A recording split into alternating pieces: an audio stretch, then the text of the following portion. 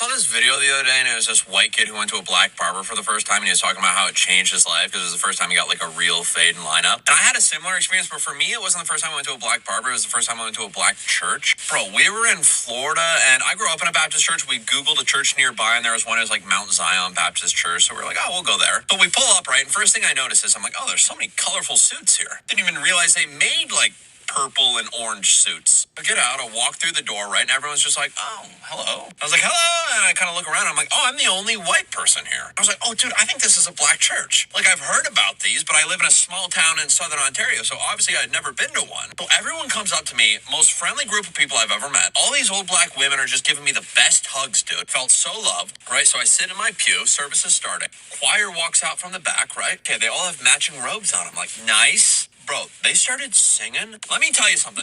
Black people singing gospel music, nothing like it. I had goosebumps, dude. And they're singing, right? And it's just getting better and better. Midway through the worship, dude, they're running up and down the aisles of the church. So the congregation is shouting and waving freaking hanky. All these old ladies had these like fans that spread out and were just fanning themselves and shouting. It was like, let's go! I was fired. I was jazzed, dude. Just like clapping my hands off beat because I have no rhythm. One old lady just stopped. She's like, no. I was like, yes, ma'am.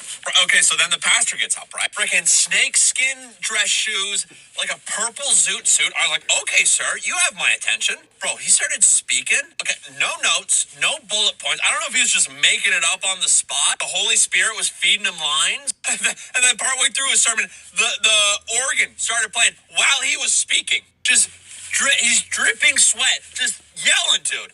Organ's going. People are shouting and running up and down the aisle. I was like, this is incredible. I felt like I was getting like a halftime speech before I go out and finish the second half of the Super Bowl. Bro, I don't care who was in that service. If Charles Darwin was in that service and experienced that, he would be like, oh, there is a God. There is a God. I've been wrong. I've been mistaken. You couldn't help but feel the Holy Spirit, baby. Oh man, I wish someone would come to St. Thomas, Ontario and start a black church. That's the problem. Any church I go to now around here just feels so boring and dull. I've grown up in church my whole life, but that was the first day I'd ever truly gone to church, dude.